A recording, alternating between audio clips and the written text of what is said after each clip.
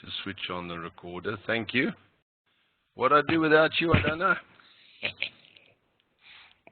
Put that out of the way. Okay, where was I? Right, so we are looking, and the focus of the modernization that we've been doing up to now has been with the physical database, its constraints, its normalization, and the trigger programs that add intelligence to the database. Now, I haven't received any mails from anybody since Thursday asking any questions, so I have no answers to give. So I will continue by essentially looking at another example. That's, again, a good example. Looking first at this picture, which you've seen before, and just to emphasize the type of capability that one can build into the database.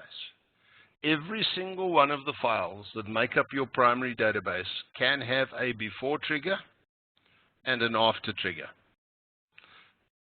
The before trigger can be for validation, can be for calculation. We've seen a couple of examples of those. The after trigger can be for synchronizing the database, adding other records, as we saw with the customer master file after trigger, that it only on insert was its action to include a empty record in the balances file. So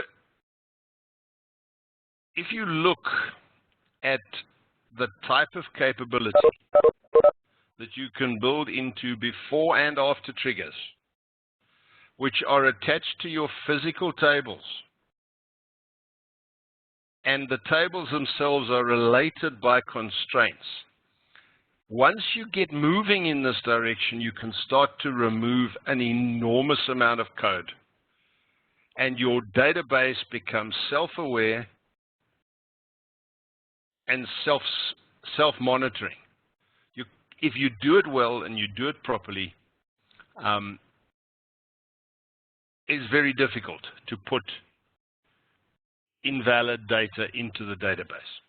However, there are always those fields, and I stress again, there are always exceptions to the rules. There are always those fields that you cannot validate. For example, an amount that can be from 0 to anything. You can't validate that is a valid number. That has to be done through other means. So there are things and fields and elements of data within the database that can't be managed by triggers. And please, I'm saying this with utmost sincerity, that triggers are immensely powerful. They can solve a huge number of problems, provide a massive amount of support for the database. But still, they do not solve all the problems. And a word of caution which I give to everybody at this stage of the game is that if you find the perfect hammer, be careful that everything doesn't start looking like a nail. This is something you've got to be careful of, because applying the wrong solution, albeit a trigger that I'm been pushing down your throats for 3 sessions now, to the wrong thing can only make matters worse. So that's a caution to understand that even though you've got a great hammer, not everything is a nail. Right, let's move on and look at, now I'm going to, before I do this, I want to actually show you another trigger. I've got to move certain things out of the way here. before I move on to the next topic, so to speak, another type of after trigger which I have found incredibly useful, and I want to show it to you if I can find an example of one, which I should find within my own environments. There it is.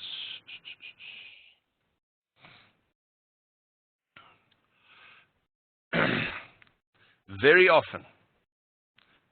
often in our applications, we need to collect audit information of one sort or another, i.e., we need to collect when a record changes, when a record is inserted, when a record is deleted, what fields change, and so on and so forth. And this is used for audit reporting, for checking up on changes that were made, all sorts of things. It can be very useful for many purposes. The typical and traditional way of handling this type of requirement is through the use of journals and journal receivers. Because we know that the journaling functionality on the IBM I is magnificent, and you can't break it, and every time you change a record, if you're journaling that file, the record gets written into the journal receiver. And we can also extract that information from the journal receiver. And we can analyze it, and we can use it for our own purposes.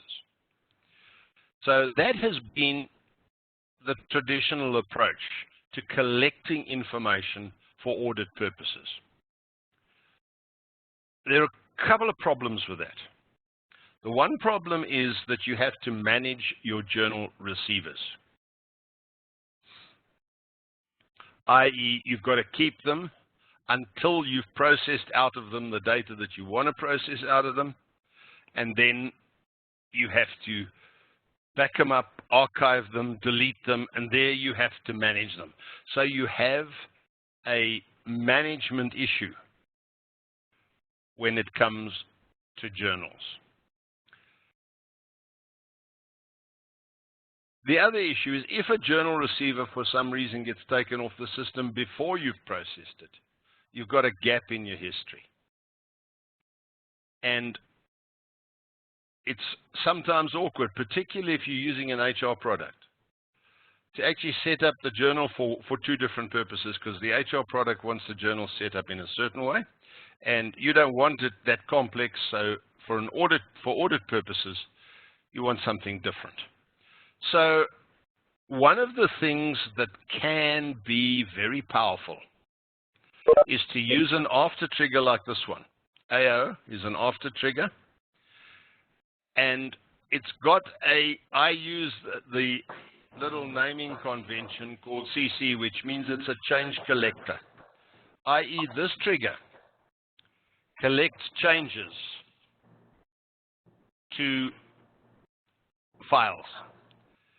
And this is a case where this particular trigger is attached to numerous different files. It's the one circumstance and the one environment where I attach the same trigger program to the insert, update, and delete actions of numerous different files in the database. And this is used as a collector. What you can do with this, it's quite, and the whole idea behind this is you make it generic so that it works quite simply, generically across all files, is you have a file. Let me just see if I can find it. There it is there, which we'll put on that side so we can see them together. This is a typical collector file that I use. It has an action date timestamp, obviously, a record status, which you see on all my files, the name of the file, the action that's occurred, insert, update, delete, the ID of the user that created it, and a variable for and after image of the record. Variable characters 4096. Obviously, if you have records bigger than 4096, there are two things that have to happen. First of all, you shouldn't have, so you need to work very hard to get those record lengths down below 4096. In fact, 4096 is a huge record in a database and indicates clearly that there's some normalization that needs to be done there. So you need the variable character, so you optimize the use of the disk. So that is a typical collector file. And it has a file name and a date timestamp, so you can pick out the before and after image where appropriate for a file for a particular time frame. And the actual code itself is very simple because you have pointers. You move the whole record into the after image or the original record into the before image, depending on the event. And then you write the record. And if there's a duplicate, we had this, and this is why this particular loop has been added into this trigger. I didn't realize how fast the IBM I actually is. And we've keyed this file by action date timestamp. That's the key of this file, the primary key of that file. And I found in one particular case when we were processing a batch file that in fact we were trying to write more than one record in the same millisecond. Now that indicates clearly exactly how fast the triggers are to operate. When you're doing a batch process and you insert a record or update a record in a file, and you do that twice, and the trigger actually attempts to add the collector record to its log file in the same millisecond, it indicates exactly how fast the triggers operate. And so we had to introduce this little loop, which indicates a duplicate, clear the message ID, change the date timestamp, and attempt to write it again. We didn't have to go around a loop. It seems like the second time it worked, and then it didn't mess up after that. So it's a built-in delay to get that second record onto the file. That is an example of a trigger that is collecting records into this file for future processing, for extraction. And you can extract by file name. Of course, the before and after image can be passed over a template to give you access to the data and the fields. And you can do all sorts of subsequent processing on this file after the event. This also has one huge advantage over journaling. If you want to, you can continually process this collector, and therefore you have an absolutely current audit trail. Whereas with the journals, you usually have to wait until a journal is full and is changed before you can then process that journal and bring your collectors or your audit information up to date. Whereas here, you can process your audit information almost on a continuous basis and simply use the record status to flag a record that you have processed so that you can drop it off a logical file and you only process the views that have a blank record status. So this is another example of something you can do with triggers. Now, if you start looking at this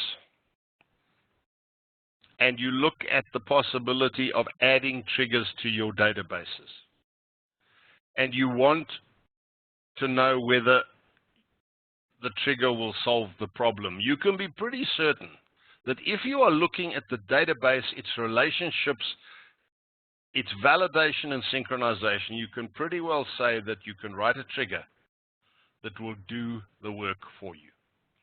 And that then attaches that piece of processing to the database, and you can take it out of your application. And that is the powerful, the really magnificent part of using triggers, is once you've got them working and they are doing what they were designed to do, and that can be virtually anything your imagination can cook up, you can forget about that part of your application. The database will manage it for you from that moment onwards. And so that is what I cannot stress enough about triggers and their abilities around the database. This is a before trigger. I think we looked at this one. This is the one where on insert, where was it? This is the before detail file. After detail file was the one we looked at, where it was synchronizing the total. That's a synchronize function. It was synchronizing the total on the header file. So a lot of your applications can be broken down, separated into small packages of code, and then written, tested, and put away so that they can be used without the need of ever having to test them again. Okay, I think all I can say at this point is triggers can do just about anything that you can imagine. If you want to ask me, please send me emails. I'm going to move on. We are going to come back because of this component here, which is the handling of errors. And the method by which the triggers communicate with the database management system is also the same way that a modern set of processing of code should communicate with its various components. And this is what we're going to be moving on to now. We're going to look at ILE program construction, how various programs can be put together, and where they fit into the whole grand scheme of things. With the business of mimicking what the operating system does in communicating up and down the call stack to make sure that you're managing the errors and the processes. Because one thing about modern ILE programming is that you should never, ever let an error go unpunished, so to speak. It must be handled. Okay, so let's have a look to begin with at what an OPM or original program model used to look like. I have to confess, when I was preparing this set of foils, I also wanted to actually create a OPM program to remind everybody of what they used to look like. And I couldn't. I couldn't remember how to put it together, and I couldn't get it to compile. So I'm stuck with a diagram, and I can't give you a code example. And that was, well, as I say, the ILE paradigm has been with us for a long time. But the original program model I had forgotten about. Let's look at the pieces of the OPM program, original program model, and just remind ourselves of where we came from. We used to have file specifications,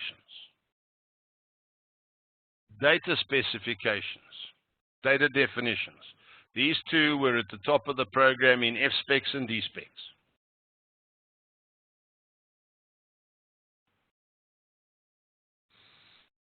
We then used to have the main line. Now, I want to just do a little exercise here, just for fun. I would like anybody who is familiar with the RPG cycle to just unmute for us. Just unmute if you are familiar with the RPG cycle and have used the RPG cycle. Wow. Okay. I got a few, thank you. At least some of you will actually recognize what I'm saying when I talk about the RPG cycle. This is a symbolic representation of the RPG cycle in the main line of the program.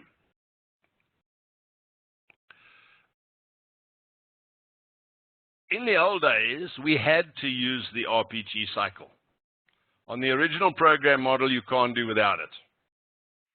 And then, of course, underneath that, we used to have subroutines. If you were a nice and tidy programmer, you used to create subroutines and used to call subroutines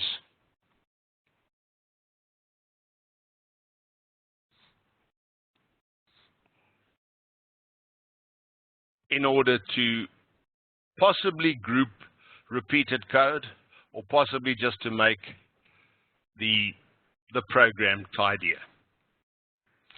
Now, a couple of things that we have to remember about this was that the program, the module, and the procedure all existed in those days of our original program modules, original program model programs. The program had a name, the module had the same name, and the procedure had the same name. So in fact, although they were there, they were named the same, and it didn't become obvious that actually they were different pieces. Then we had another thing, which was at the beginning of the main line, we had the PEP. The PEP is the program entry point, and all OPM programs had a single program entry point. And of course, in order to close the RPG cycle down and to exit the program, we had to set on the LR, or last record indicator, in order to close the cycle down and exit the program. Those were the good old days. And believe me, we've got something a lot better now. And I stopped writing OPM programs many years ago, but I thought we need to go back to look at what we had. In this particular case, in the earlier versions of RPG, you couldn't even call another program from inside an original program model. So that's why a lot of these programs ended up being very, very big, with hundreds of subroutines in order to process what you wanted to process. Okay. Now we come to the integrated language environment.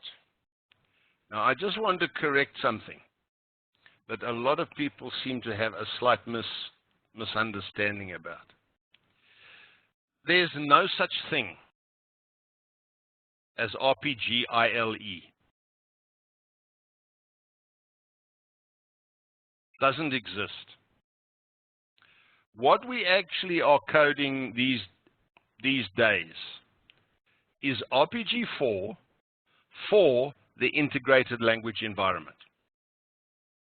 The language is RPG4, and it comes in 3 flavors: fixed form, partially free form, or fully free form. Partial free form is the C specs have been freed. Fully free, the D specs or the data specs have been freed. But there is no such thing as RPG ILE. The integrated language environment supports any language for which there is a compiler on the IBM I. That means COBOL, CL, C++, etc., etc., etc. That is what and why it's called an integrated language environment, because it can actually combine blocks of code written in different languages into a single executable process. I do this, I'm being pedantic, I know, but I do this just to make sure that people don't get carried away with misnamed things. The free form of RPG4 is not RPG ILE. It is free form RPG4. only if you write it to be part of the integrated language environment does it take on the benefits of the integrated language environment. I'm stressing it. Right. The parts of an integrated language environment program. Now, of course, having just gone off pop and said that you can write it in any language you like. It's like, what's his name? Gerald Ford once said, you can have the car any color you like as long as it's black. In my case, you can write in any language you like as long as it's RPG. And I don't apologize for being a total bigot when it comes to RPG. Henry Ford. Why did I say Gerald Ford? Henry Ford. I've got, this reminds me of Pinocchio.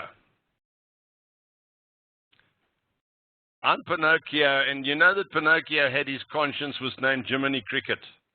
Well, I've got my own Jiminy Cricket that keeps correcting me when I say things that are wrong. It's private, but you probably can guess who it is. Integrated language environment programs, yeah, they're similar. They have similar components to the OPM models. They're constructed, they actually, not quite. An ILE program can have file specs, no problem. Where am I?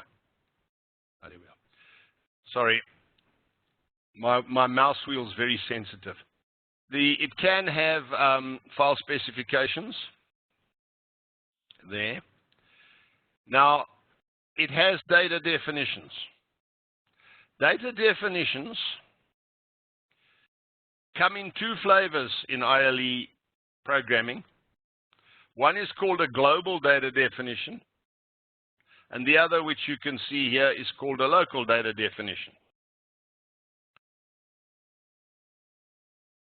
We have a mainline, which carries a program entry point, and we still, if you want to use it, we still have the RPG program cycle present.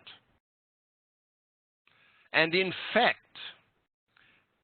I would recommend that you look carefully at the RPG program cycle, because a lot of us are actually writing programs around the program cycle without actually using any elements of the program cycle. Now, at the last count I made, the program cycle, or the RPG cycle that runs in the main line, consisted of in excess of 25,000 lines of code, which you don't see.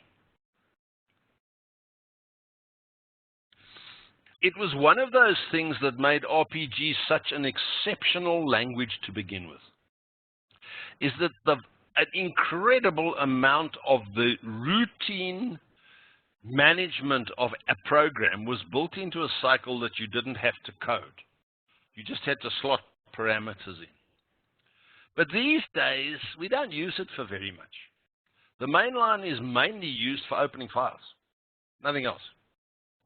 So I will discuss ways of getting rid of the mainline and thereby making your programs 25,000 lines smaller in every case. And in a lot of cases, the programs like the trigger programs don't need a mainline because they don't have files. They don't open files or such other stuff. So getting rid of the mainline is one of the things that can make your programming a lot more efficient. Then, after your mainline in your ILE program, you can now begin to define sub-procedures. Sub-procedures are only available if you are using the ILE compilers. That is this one here, Create Bound RPG. That's an ILE compiler. And it is that compiler that allows you to use sub-procedures and sub-functions. within your program code. A sub-procedure or sub-function is different only because a procedure is similar in essence to the old subroutine. It executes a function. A sub-function returns a result, a single field, a result field out of the function. So a sub-function can be used in an expression, can be used in a condition, because it actually equates or, what's the word I want, identifies as a value, because it returns a value from the sub-function. So you can have sub-procedures and sub-functions.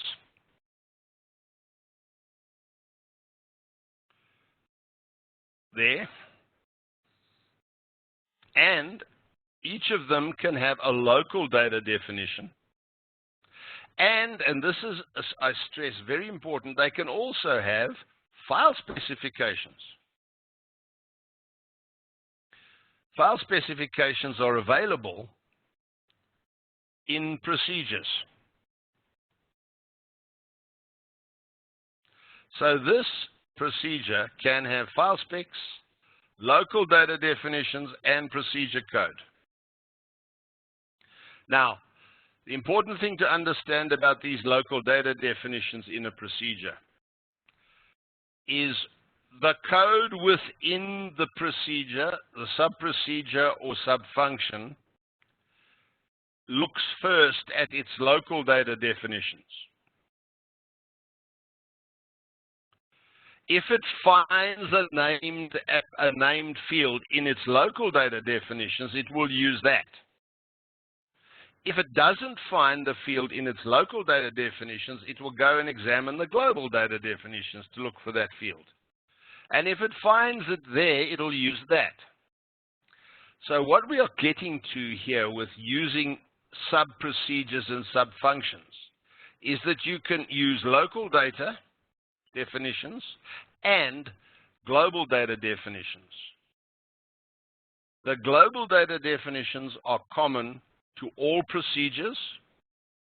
The local data definitions are unique to a specific procedure. This here is a single program. It has optionally file specs, global data definitions, a mainline, and as many sub-procedures and sub-functions as you want. And you compile it using create_bound_RPG, and it becomes a ILE compiled RPG4 program. And all of this you can write now in version 7.1, 7.2, 7.3 upwards. You can write fully free, which means you have free D specs and free C specs, i.e. you have data definitions in free form and you have calculation definitions in free form. But unless you explicitly get rid of your mainline, the mainline is still there. And you must be aware that it's still there, because it can actually sneak up and nip you if you're not careful.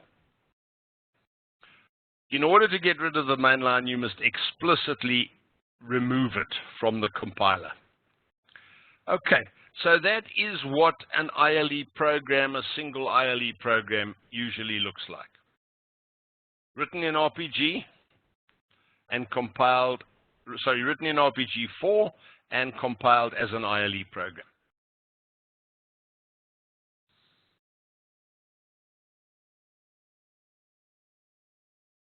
But you can also, in the integrated language environment, you can also create blocks of code, and this is where we're going with this whole process. You can create blocks of code that are not executable,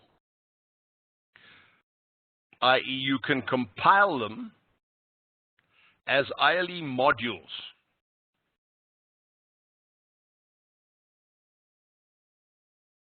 ILE modules using the Create RPG mod program. These modules can look, and you can see from what you're looking at in front of you, they look identical to the compiled program that we saw on the previous screen. Only they're compiled using a different compiler, and they are non-executable compiled blocks of code. They can still have a main line. They can still have a program entry point, which becomes a named procedure if you compile it as a module. They can have tons of sub-procedures and sub-functions within the module, and you can compile it as a module. It's not executable directly. It can be executed on a call. If you're going to call the module, you call one of its procedures. Because all of these, the PEP and the beginning point of each procedure, is a callable entry point. Call P, call procedure, is what is used to call any procedure in a module. You don't have to call the whole module. Okay.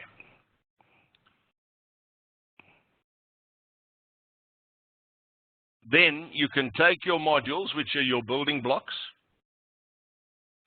and you can create programs by binding modules together. And as you can see from this diagram, the far right-hand module has got file specs, global data definitions. It has no mainline. It has a procedure beginning with a B, which also has its own file specs. It has local data definitions. It has procedure code, and it has another procedure, i.e. there are two procedures with global data definitions in this module. And that is created as a module by using create RPG mod. This middle module is, in fact, looks exactly like the previous program. It's got a main line, and we've left the cycle in, and it's got a couple of procedures in it, which again have beginning and end points. They have file specs, optionally local data definitions, optionally, and some procedure code.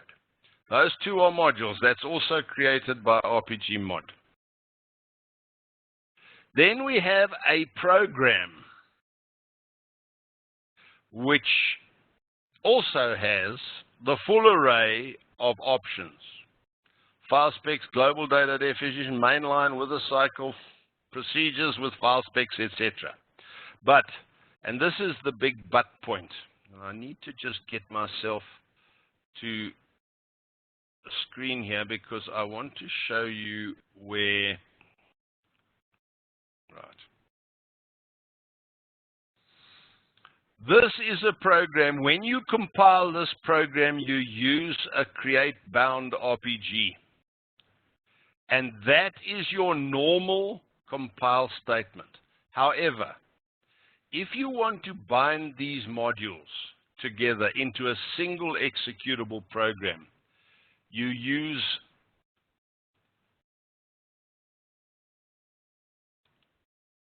create bound RPG. And if I press F10, default activation group, no. Now this is one of the things about ILE, is you cannot run an ILE program in the default activation group. We will talk about activation groups later. It's only when you take that parameter out that you will see that you have the ability. Oh, I've lost it. Sorry. I see. What on earth have they done to me?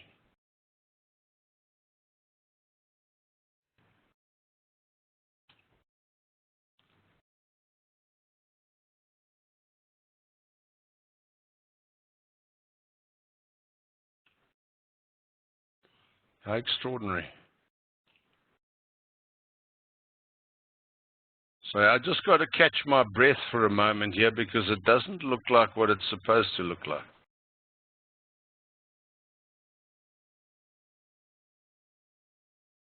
Oh, yes. Sorry, got myself a little bit confused. You have specified a source file in a library and the program name for your actual program here, this one. Now, somewhere in this program, you are going to be referring to procedures that exist in the other modules. So every time that you do that,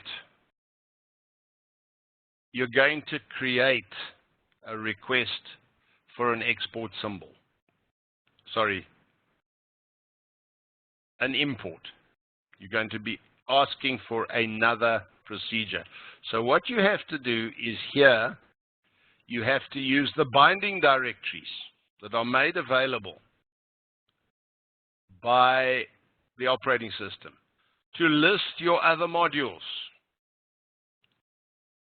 so that the compiler, when it's busy compiling, can attempt to resolve these external names, and it will then bind these modules together. Sorry, I'm just confusing myself here.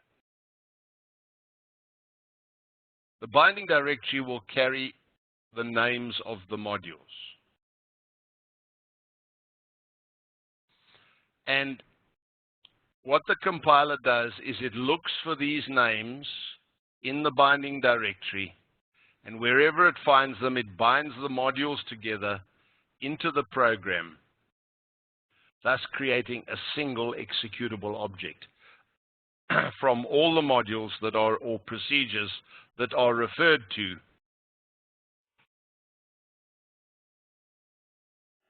by this particular program. However, and this is where I was getting myself a tad confused, is this command requires at least one program in a source file, which it then uses as the base, as the primary calling procedure or calling module. But there is another way to bind modules together to create a program. And that one uses a different compiler called create-pgm. And I need to get on to the next. Yeah. Here we have two modules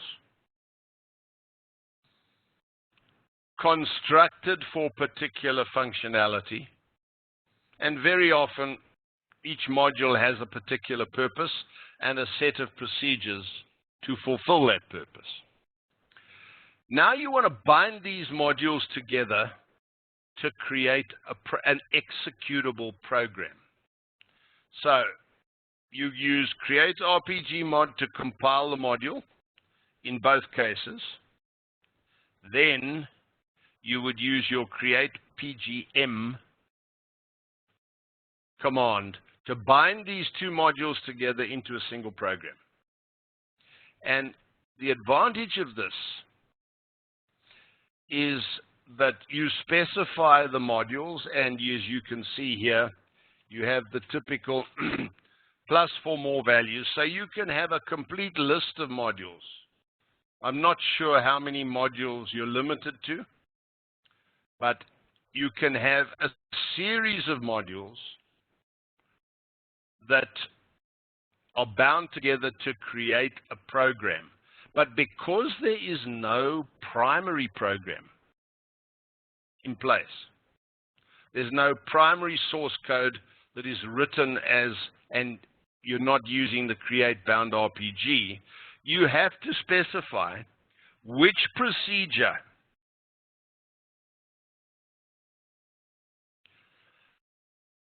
which module is to be used as the program entry procedure module, i.e., of these two, which one is supposed to be used as the program entry procedure module. Now, in this case, the way this has been written, you can't use this module because it doesn't have a program entry point. You can only use this module. So the default of star first is pretty normal. So this is two ways of putting together an executable program. Now, I'm just going to show you an example of an executable program, because I do a lot of my programming this way these days, writing it in modules and then eventually binding the modules together. Let me just see if I can find a example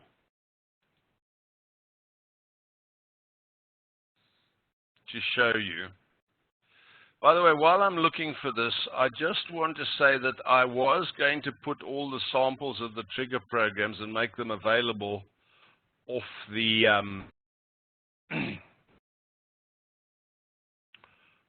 off the meeting thing. However, I didn't get around to it. I got a bit stuck, but I will be doing that in the next little while. Let me just see if I can find. I'm looking for something specific, so just bear with me a second.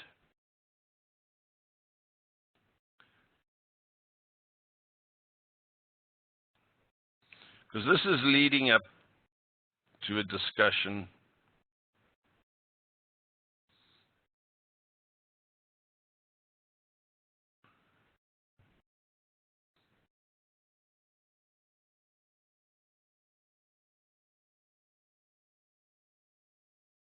Sorry, I didn't set this up properly to begin with. Here is, well, let's do this another way, just to show you one of the functions of, if I'm looking for something like this, I can always show this particular source file in the table.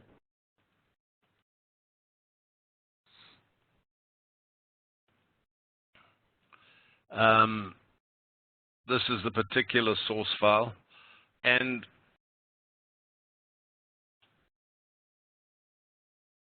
here, there to there are modules. I know they are modules because within RDI, you can actually create your own specific file extensions, source extensions.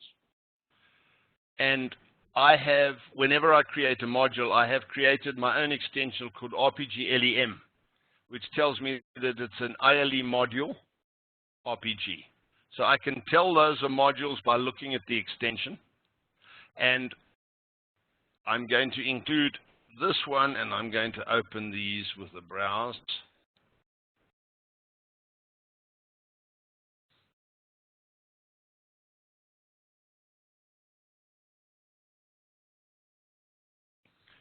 There we are. Right.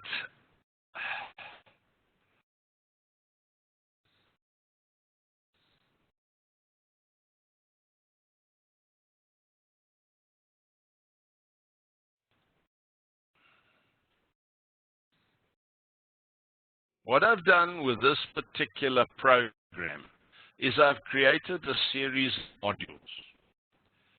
And this particular one, I think it's got most of the D specs in it. I'm not going to go into detail, but you will notice right up at the top, there's a no main keyword there, which indicates that I am eliminating the RPG mainline cycle. I'm making this module and I'm excluding the mainline. So there is no mainline in this module. Also, if you look at this one, you will see this one doesn't even specify that, because being compiled as a module, it has no mainline. Sorry, it does have a mainline. I'm getting myself terribly confused with what I'm looking at. It has a mainline. This one does have a mainline, which actually is a procedure with that name as the module, as the procedure name. This one here is the second one. This one has a no main. I don't want a mainline in this one, so this is my primary module, which is a mainline and is callable because this will be compiled as the first module. Module 2 has no mainline. Module 3 probably has no main. 4 has no main, and neither has 5. That first one was a mistake because it's not included. So these modules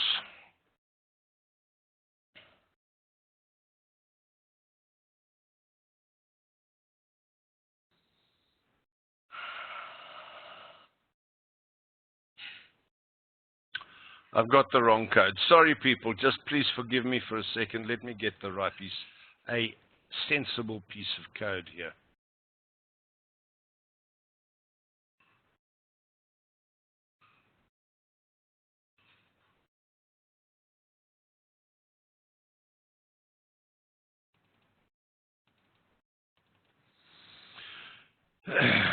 Here's one that's a bit simpler. It has only 2 modules in it.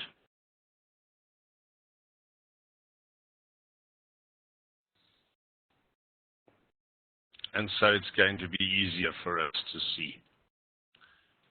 Right. This is the primary module. It is compiled. It does have a mainline. And when you call this program, your entry point, in fact, will be that statement there, which is the first statement of the mainline procedure. The second module has a no main, i.e., it is not a mainline. It is made up of procedures, beginning and end of a procedure, beginning and end of a procedure.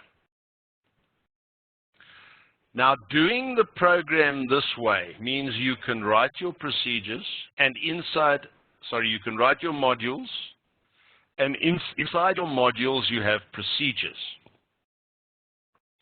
And you can build blocks of code as modules, based modules with procedures for a particular purpose. You can then bind the modules together to a single callable program. But what is intriguing about this is you can then use the same module with its set of procedures bound with other modules into another program. So you have one set of common code, for example, in module 2, as I've got here. It's bound to O1 in one case to create a program, but this same module could be bound to another module to create a completely different program which uses the same code in this module. As a result, the code that's in this module here, this module could be reusable code. And it could be bound into other programs to provide those services that are in that module to other programs or other modules.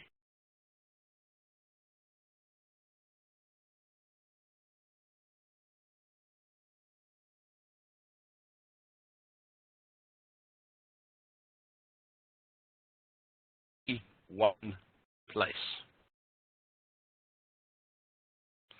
Now, in order to get to use these procedures in this module. Obviously, you have to bind this module and its procedures into another program in order that this first program can call procedures out of the second module. That is a requirement. If you want to change the second module, you are going to have to recompile all the programs that use that module.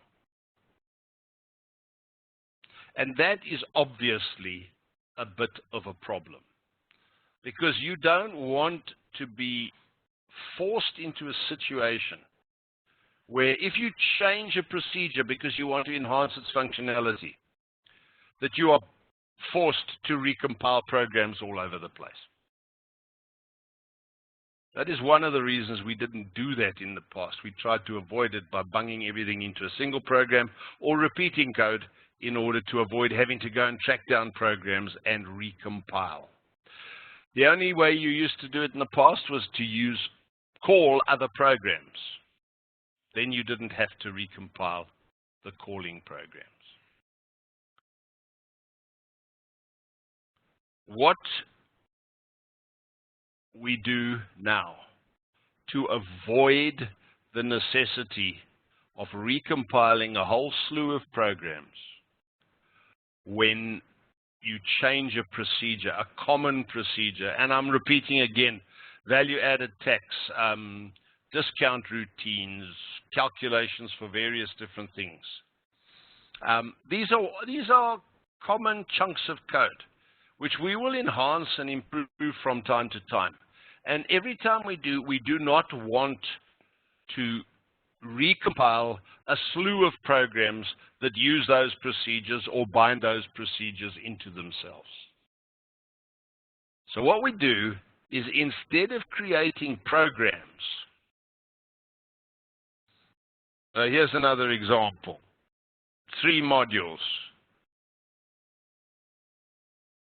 This one is 3 modules, and it uses either the no main or the main HSpec or parameter or keyword. I'm sure you all use HSpecs at the top of your programs.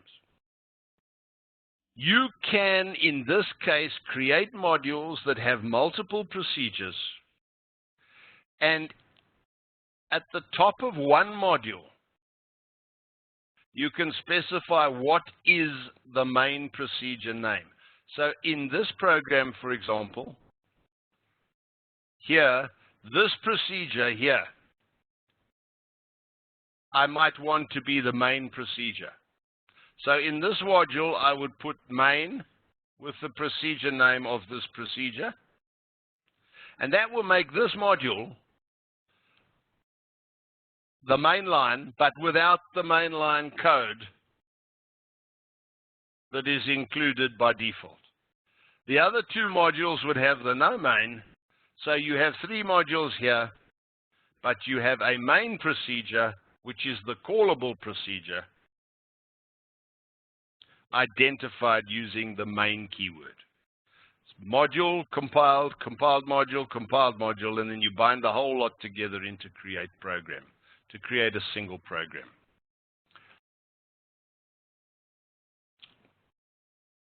Okay.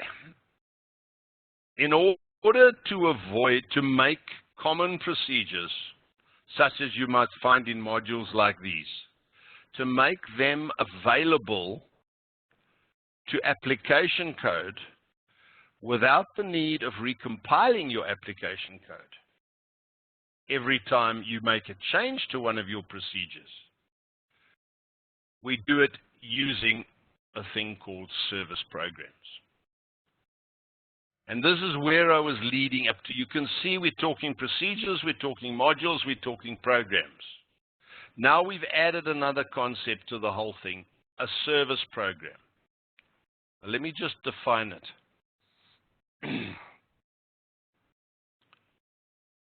Oh, excuse me, let me just take a break. I need to take...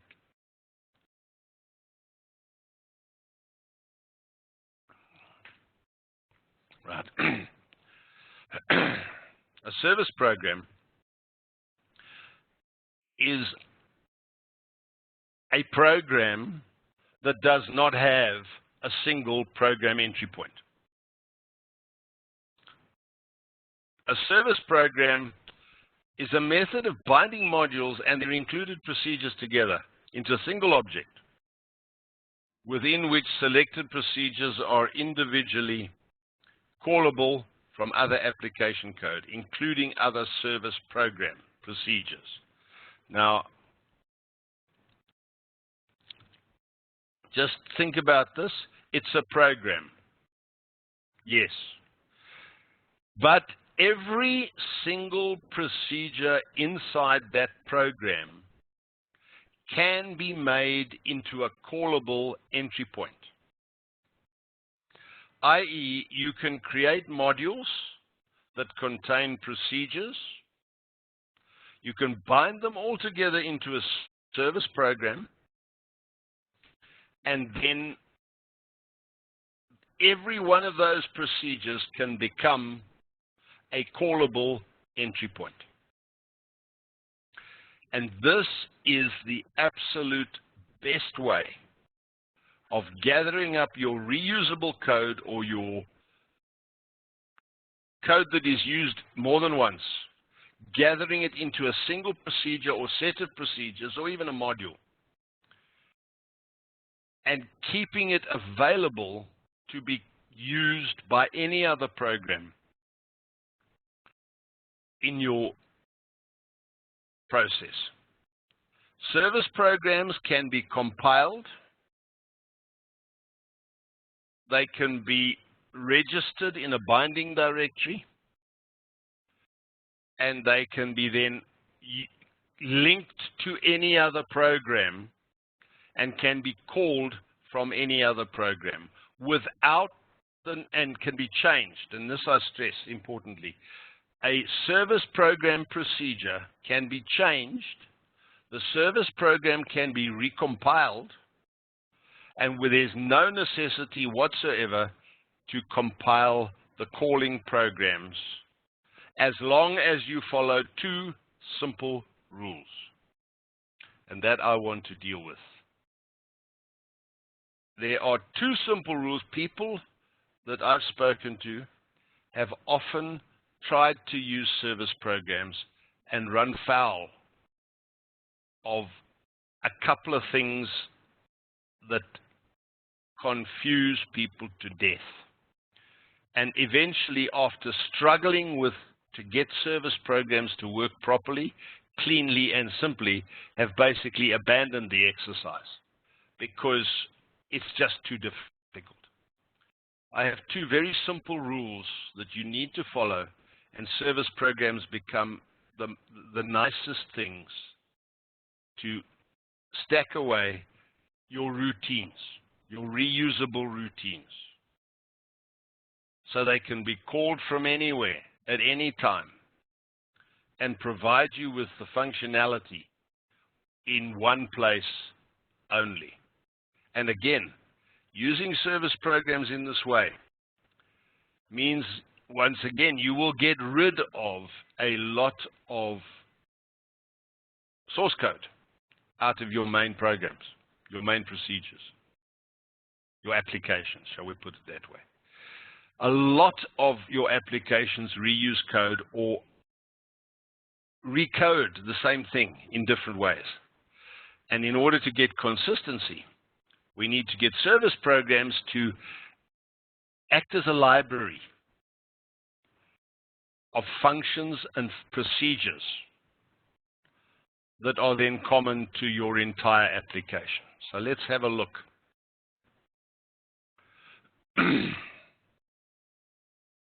It's exactly the same,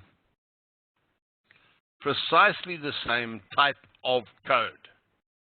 Module, module, module. The module has multiple procedures. These procedures can be procedures or functions. The difference between procedures and functions being that a procedure executes something, a function returns a value. All the procedures have no main. all the modules, sorry, have no main line, because this is not an executable program, and we use the create service program to compile this into a service program. It has a star SRVPGM type. It consists of multiple modules,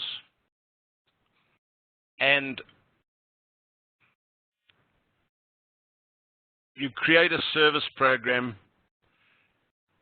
and that then means that every single procedure inside that service program can, your choice, but it can be used to call or to be called by any other program in your application. Golden rules, do's and don'ts. Always use binder source when binding service programs.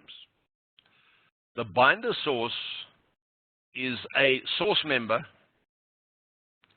that allows you to specify the way that service programs are bound. It also allows you to control the signature. So it controls the signature and it controls the export symbol table. That is what your binder source does. I'll explain the export symbol table in a minute. The second rule, write a CLLE compiler. This eliminates compilation mistakes. I have some service programs that have over 100 modules in them. And in those modules, there could be an average of 3 or 4 per, in those modules, you could have an average of 3 or 4 procedures per module or more. So we're talking about a service program that could have 400 procedures in it. You do not want to have to type out a list of 100 modules every time you want to change or compile that service program.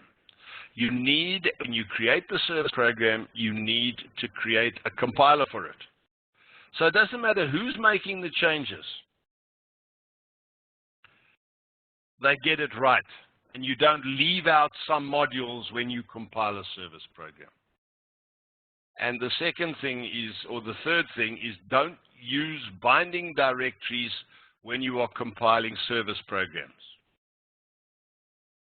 Now, I'm going to explain this using an example of code, and I have this little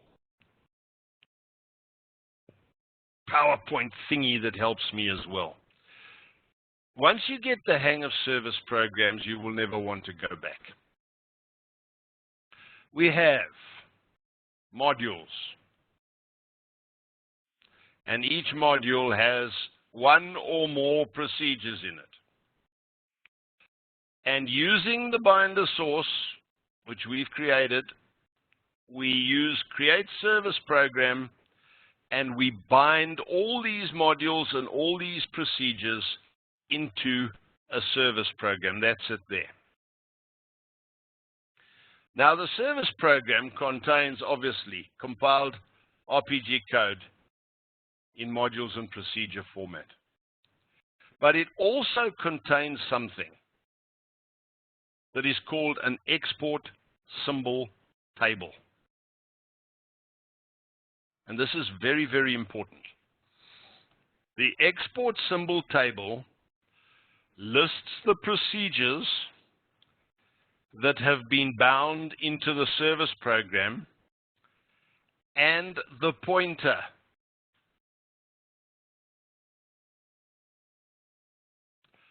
to where that procedure is actually located.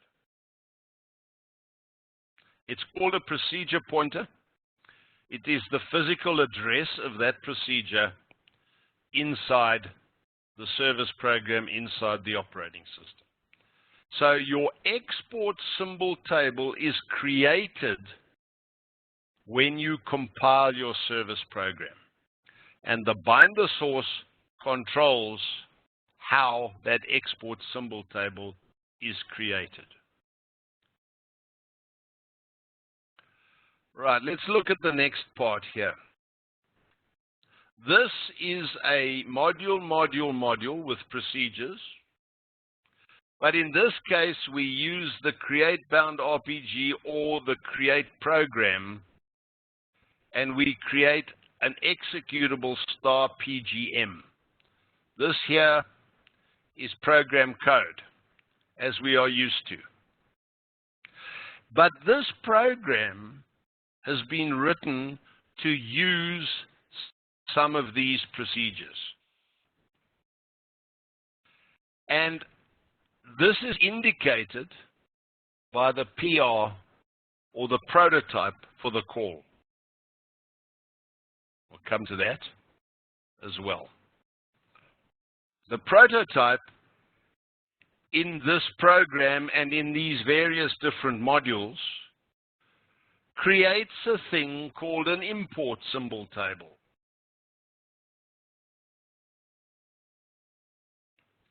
Which is a list of all the procedures that this program wants from somewhere else,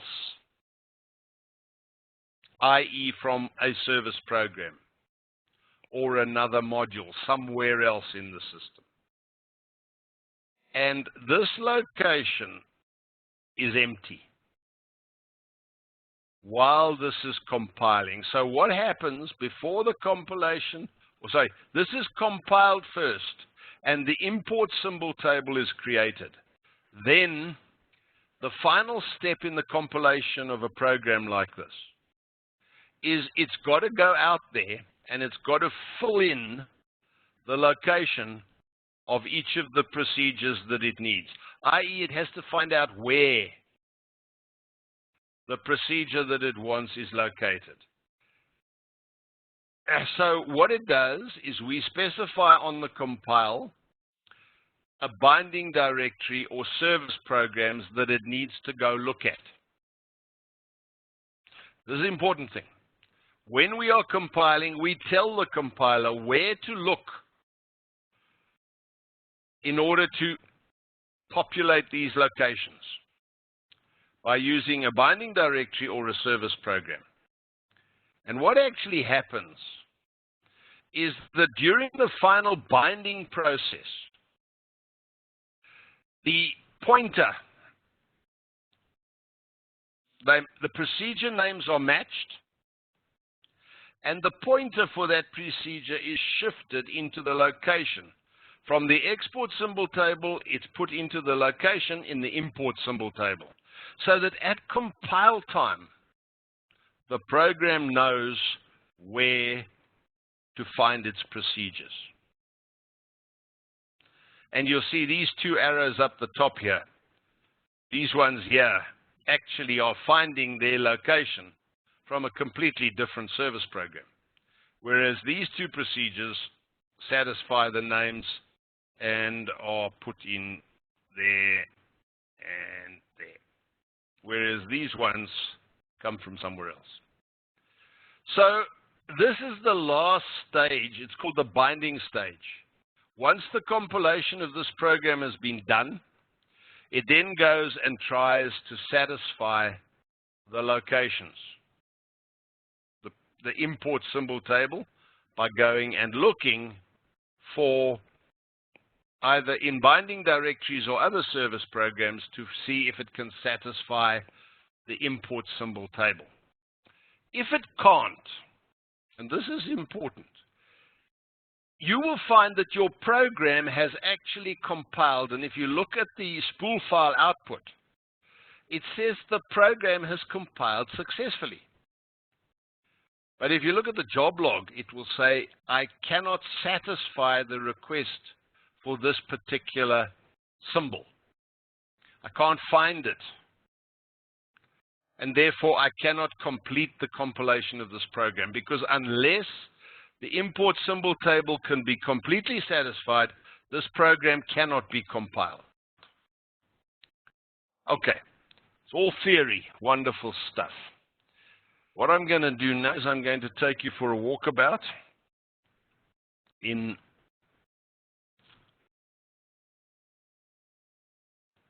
a set of actual code that actually has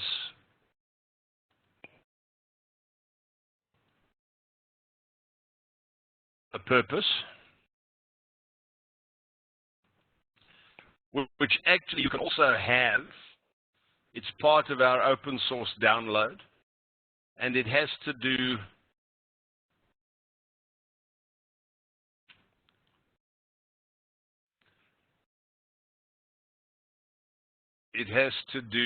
with the error handlers.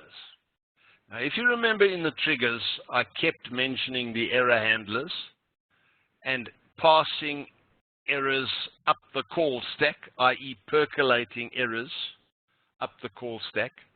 Now, I use this methodology everywhere, in every single one of the programs I write. Let me just quickly find one for you that I know is going to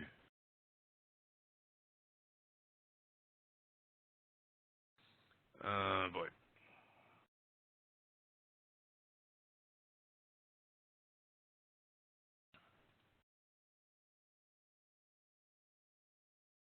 I'm working on the other screen, so you can't see me. I'm just going to pick up an RPG program from anywhere, because I can find this in any program at all. You will see that virtually in every one of my programs, I've got error handlers of one sort or another. Error handler 11 sends escape messages. Error handler 03 moves the diagnostics and resends the escape message up the call stack. And you will see that it's all part of a monitor group, on error, commit, and error handler. Move the diagnostics and resend the escape message. This is a method of percolating messages up the call stack, and it is actually designed to mimic the operating system, which does exactly the same thing. The operating system calls procedures, and then if a procedure is in error, it percolates the error message up the call stack until it is handled.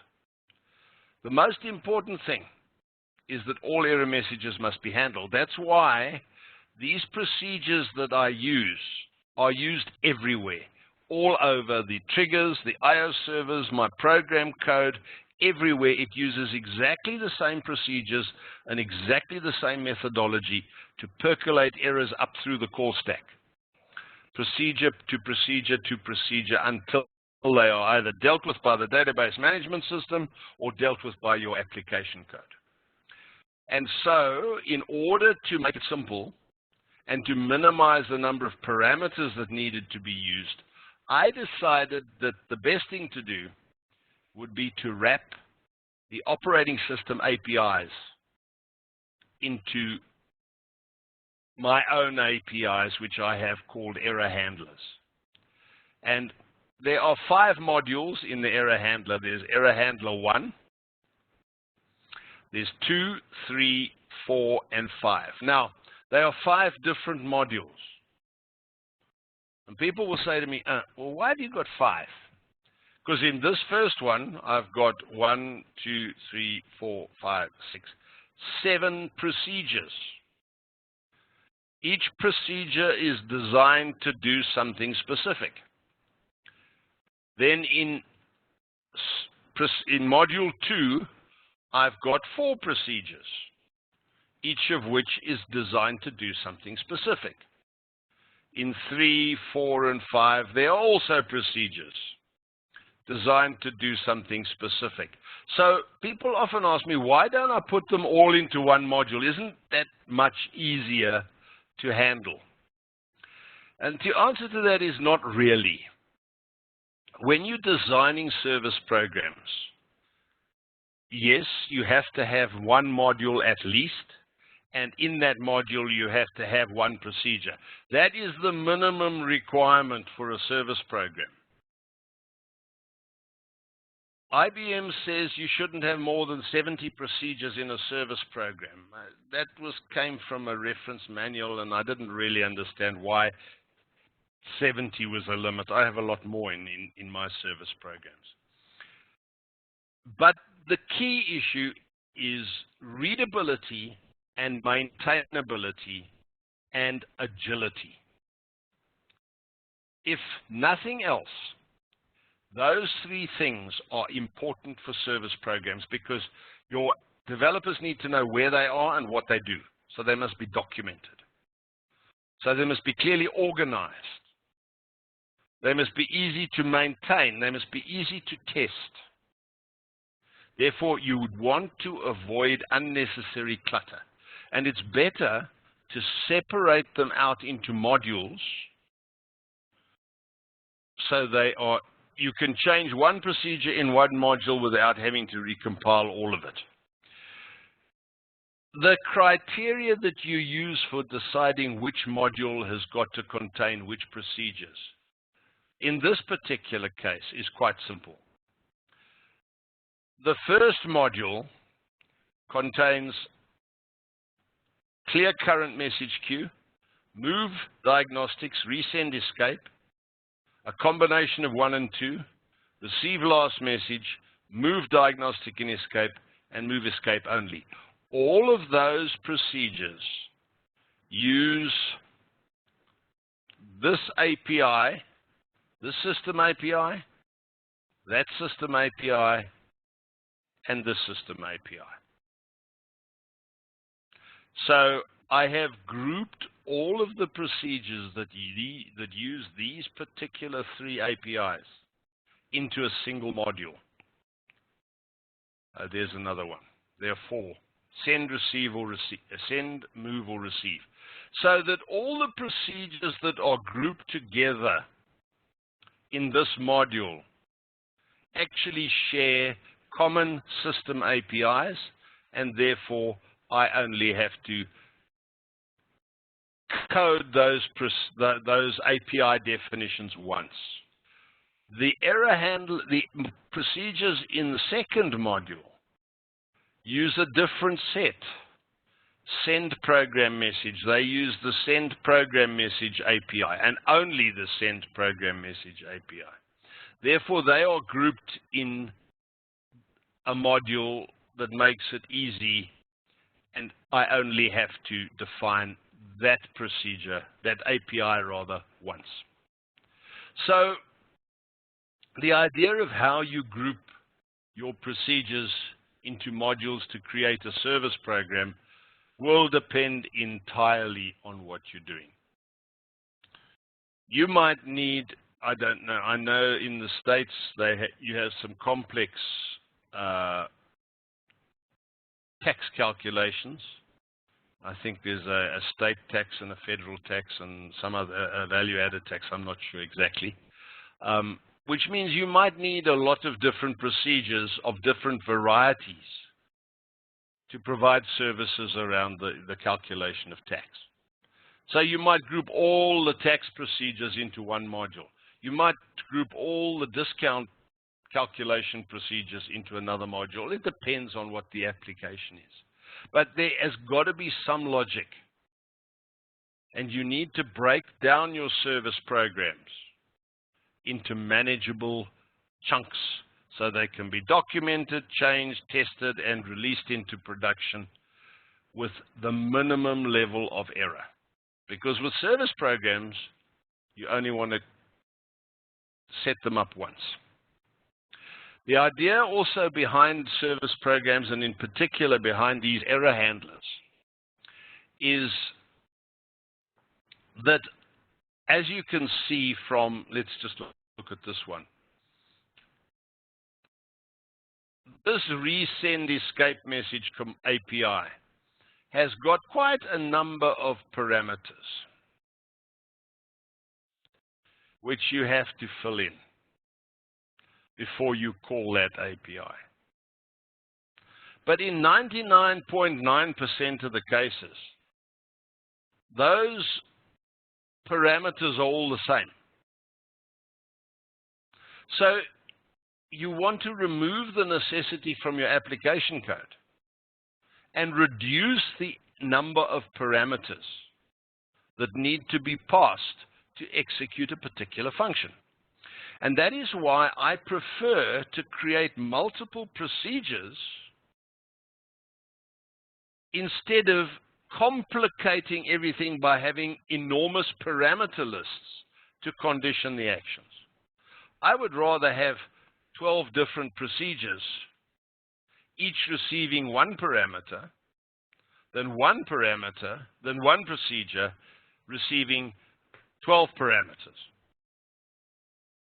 Because remember, within the module, each procedure is callable from within the service program. So a service program can use procedures that are built into the service program. So you can still follow the paradigm of coding once only. But you tend to reduce the complexity from an application perspective. And that is exactly the purpose behind service programs. My modules are very simple. This one has reduced the parameter list. There is the parameter list for a move diagnostic messages. I've reduced the parameter list to one optional parameter. So that from an application perspective, it only requires to pass one parameter. But if they don't, it's an optional. If they don't pass it, it gets a default anyway. So it makes it simple and easy to use the procedures in a service program. And that's the purpose behind it. I've often said I actually don't mind how many times code is duplicated in service programs, or in any program for that matter. It's the number of lines of code that is executed that is important. So, and also the readability of that code. So I would rather duplicate code in a service program than condition it and make it complicated to understand. And that is a philosophy behind service programs. This one, I think this is the one. Yeah. This actually is a procedure, is a module which deals with the retrieval of job call stack information. And in fact, this procedure is not used externally. It is used by the other four modules. So this is a common routine common to the 4 modules in the service program. So I put it in its own module. It's a complex piece of code. It was written, let me tell you, this particular piece of code was written in 2003. So it's 13 years old. I haven't changed it in 13 years. And that's the name of the game. It was written for a purpose. It executes that purpose. And I haven't needed to change it because it does what it wanted to. And if I wanted to create another procedure that did something similar, but not quite the same, I wouldn't change this one and condition this piece of code any more than it is already conditioned. I would simply add another procedure to this module, because that's it. You're creating new function with new procedure. So what we're talking about with a service program is you are creating a library of procedures that are common and usable across the board. Now, I want to show you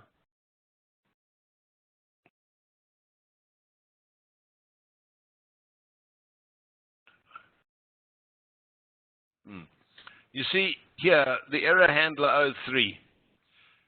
This is my general error catch-all. Monitor in the beginning of the code, an on error, and an error handler 03 at the bottom.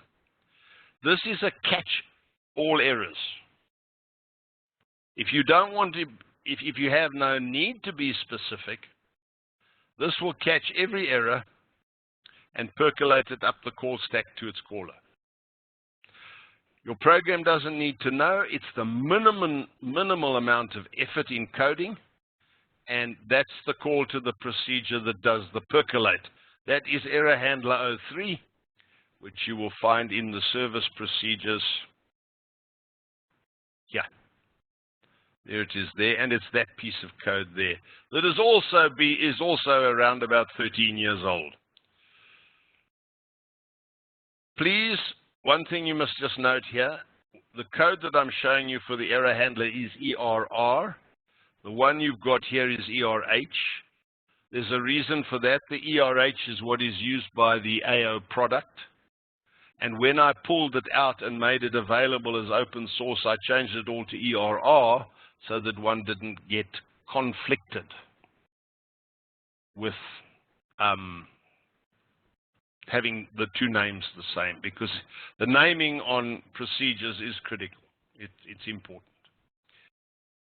I just want to mention that the spring conference, the WMCPA spring conference, is on in March, and I will be doing 4 sessions at that conference, and 2 of them will be involved with triggers,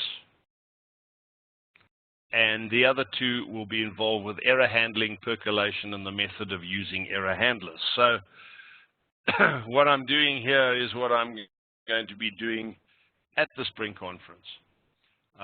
Probably slightly differently because I don't have the same context as I have here. So that's what is happening in the next couple of weeks. And there will be, while I'm there, there will be a break in these sessions for the 2 weeks that I'm away. If I change a module within a service program, I then compile the module with PDM option 15, and then I execute the CLL program to create the service program.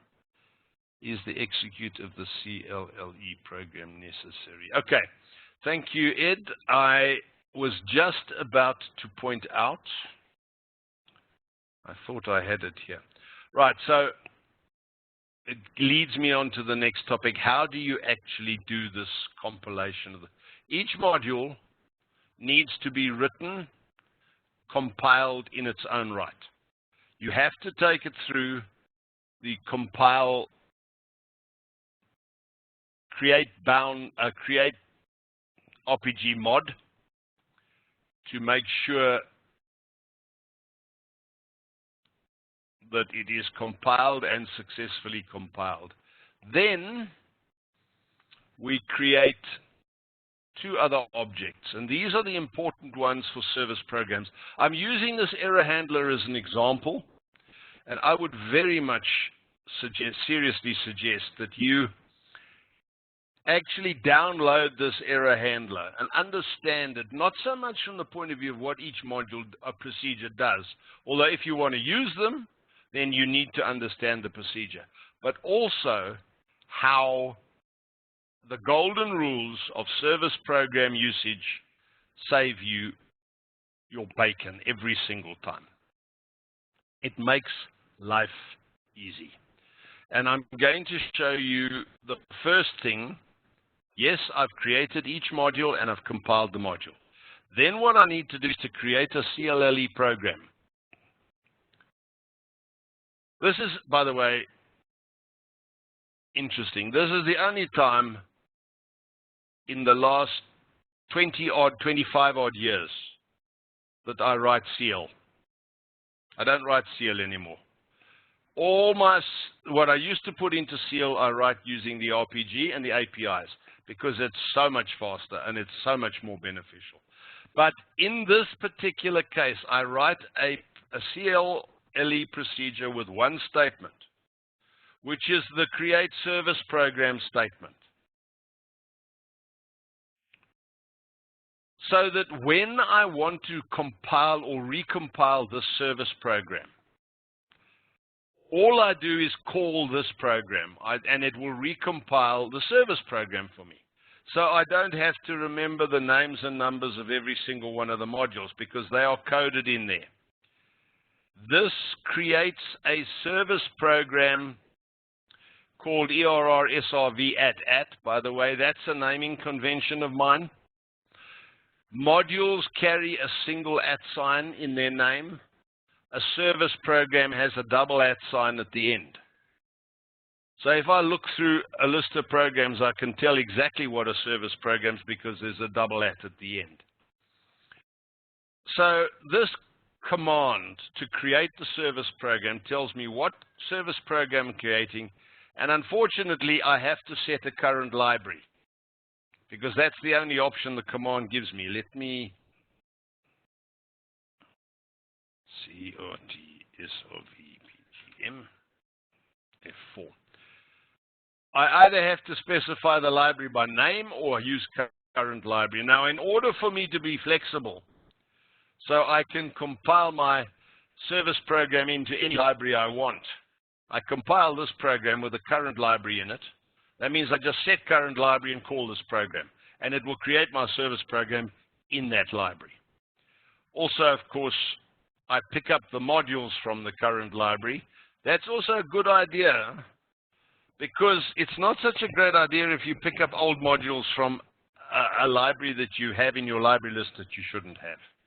It's to avoid nasty things going wrong if your library list isn't 100%.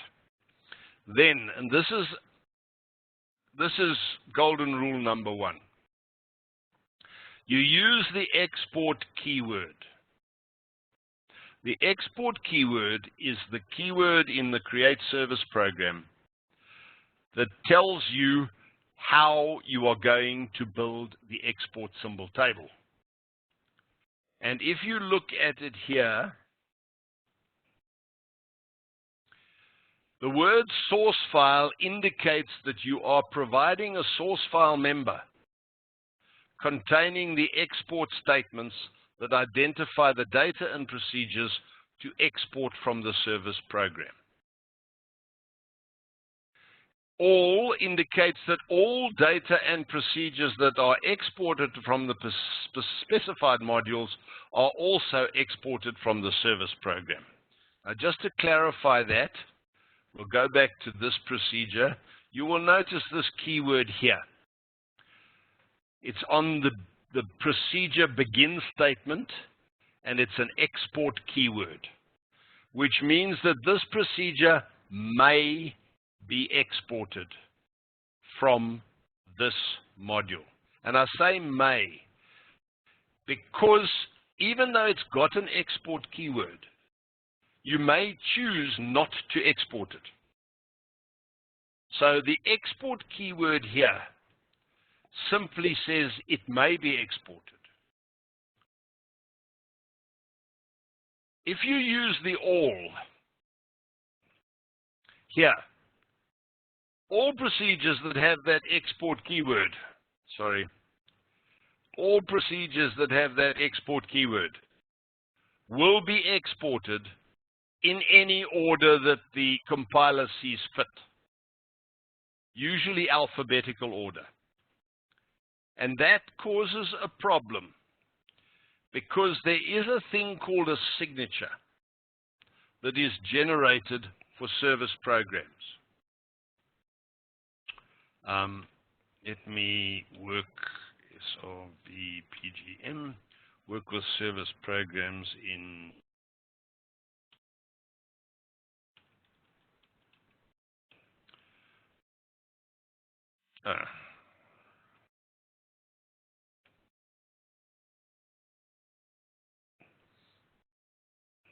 sorry, got the wrong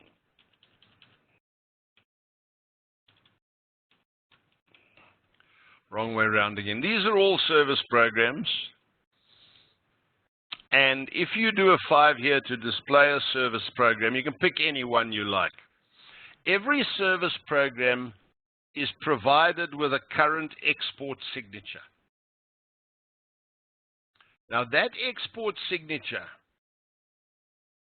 if you control the signature using binder source code, you can decide what that signature is going to be. As you can see, I've got v1.0 as my export signature on this particular service program. If I don't use that,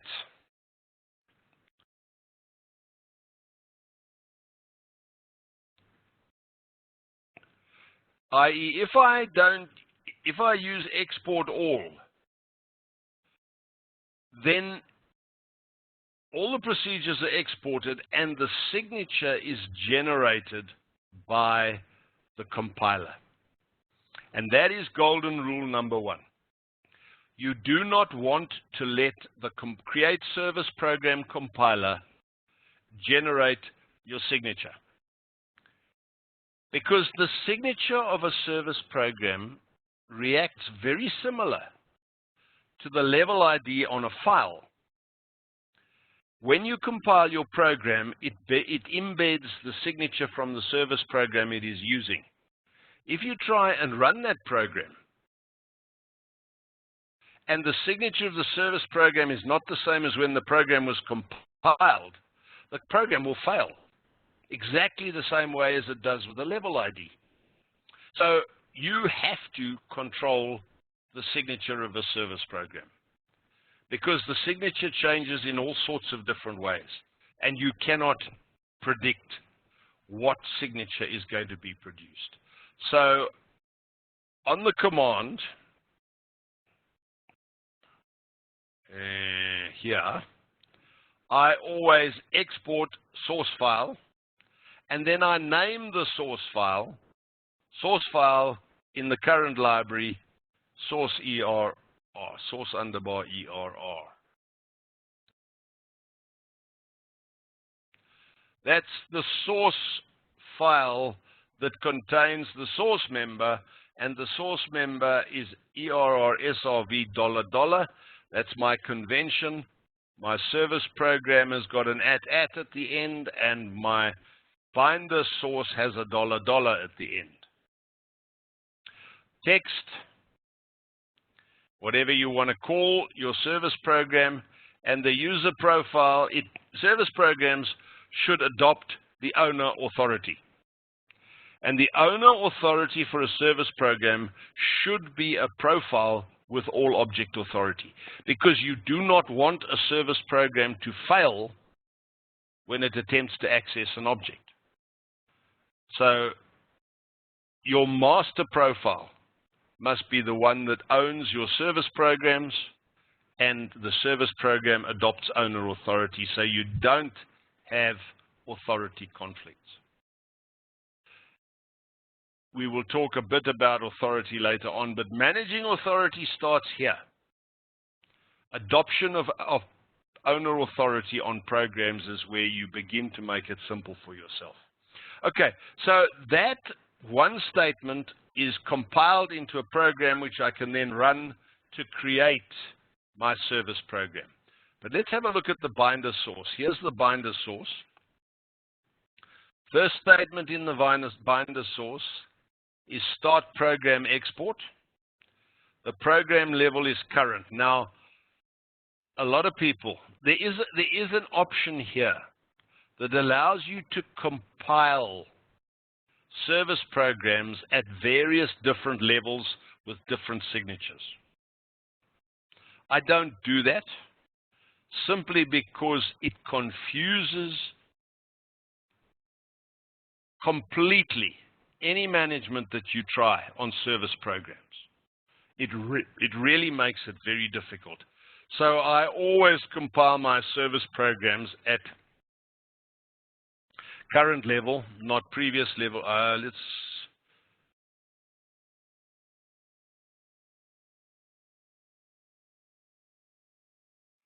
have to look it up. Here it is. Hang on. I'm prompting it to see what options we have on there. I don't know whether RDI will bring it up. Nope. Or did it? Yeah, it did. Program levels, current or previous. I've never actually even looked at what it does or how it does it or why it does it. I simply have only one version of a service program.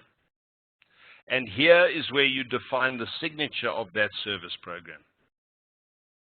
So rule number 1 is always use binder source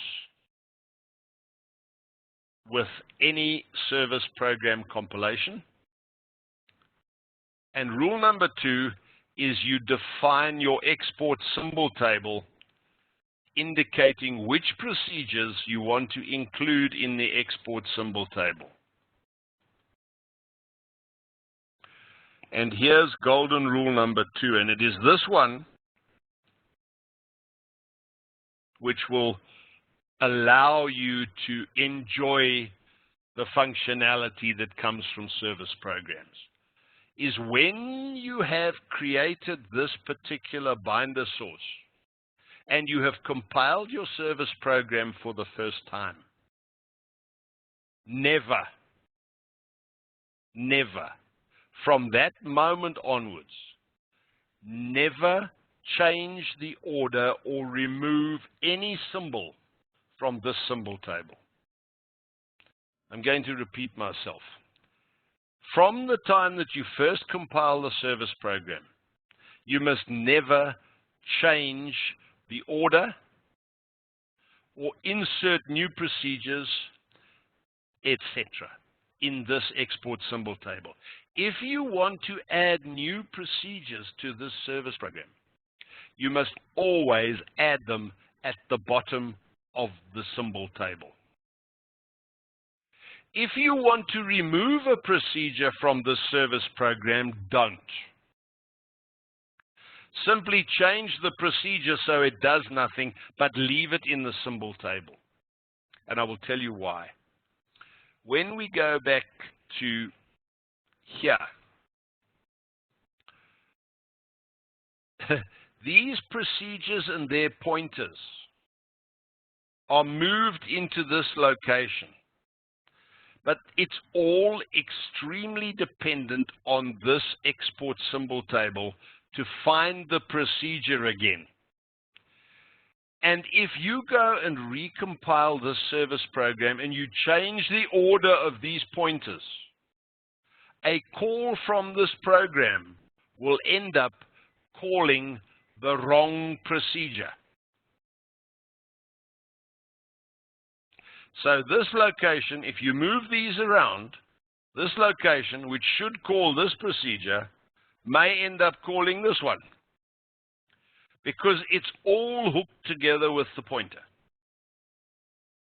And this is why people have said to me, these service programs, people tell me if I use service programs, I never have to recompile my programs. And then I'm always having to recompile my programs because they don't work. And this is it, in a nutshell. You control the export symbol table, and you keep it in the same sequence as when you start. If you decide, and I have done this a couple of times in the past, to my upset, if you decide that your obsessive-compulsive disorder, which I have, by the way, seriously, does not allow you to put things in that are not in a logical or alphabetical order, and you feel compelled to change your export symbol table or tidy it up by eliminating stuff that is not used, accept that you are going to have to recompile every program that uses this service program. And the danger is, I said, it could call the wrong procedure. But that doesn't necessarily mean it's going to crash. So it may actually execute the incorrect procedure and produce an incorrect result. Which is why, if you feel this obsessive-compulsive situation and need to change this export symbol table, make sure you change the signature. That at least will stop a program calling that service program and picking up the wrong procedure. So this is why the binder source is vitally important. If you follow this rule, put your export symbols into the export symbol table, control your signature, and there's only one other parameter or one other golden rule that you need to apply. And you have to do what IBM has done with all their APIs. A particular procedure may have a particular set of parameters that need to be passed to it. If we look here, you will see that this procedure, error 10, has a set of procedures that needs passing to it. There are 4 of them. If you wish to add parameters to a procedure, because you are adding functionality to that procedure, always add your parameters to the procedure at the bottom of the parameter list and use options no pass to make them optional. In that case, programs which already use a procedure with 4 parameters, they don't pass a 5th parameter. Your procedure won't crash on them, won't demand an extra procedure. And so if you follow that rule, you don't have to recompile existing programs that use the procedure. Add them to the bottom of the list and make them optional. Then, of course, you code your procedure by using the stars palm parameter, the percentage palm parameter, to determine how many parameters were actually passed. In this case, I can tell there was 1 parameter passed, or 2 parameters passed, or 3 parameters passed, or 4. So I have coded my procedure because I have got omit no pass, omit no pass, and omit. So I've got 3 optional parameters there. So I code to make sure I don't refer to the optional parameters, because otherwise you will get what you've all seen. I am absolutely certain of it. A little message which says, pointer not set for location referenced. And if any one of you has not seen that, then you are not doing procedures, because you will get it. You often get it. So the trick here is to create your binder source, make sure you maintain that sequence, control your signature, and only add parameters to a procedure as optional. You follow those rules, and I promise you, you will begin to love service programs. I do. And the next topic, which we will get into probably on Thursday, is I/O servers, input-output servers. These are a classic example of service programs in use, as well as the error handlers. Please, you're welcome to download these error handlers. As I say, a lot of them is the same code. It's been jazzed a little bit to make it look better, but basically they're the same code since 2003. And you're more than welcome. You can see they're under open source MIT license. You can start using them in your applications and start controlling the percolation of error messages. But please, and in closing for today, I beg you, if you take open source RPG from anybody, anywhere, make sure that you understand it completely and know how it works and what it does before you begin using it in your live systems. There can be nothing worse than becoming dependent on somebody else's source and yet not knowing exactly what it does, because then when it breaks, you can't fix it. So please,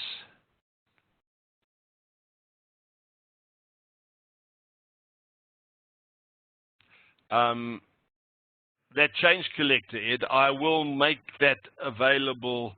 Probably I will attach it to the meeting notice so that it will be available. It's not part of the open source. I will look into either making it part of the open source or just attaching it for you guys to the meeting code. Okay.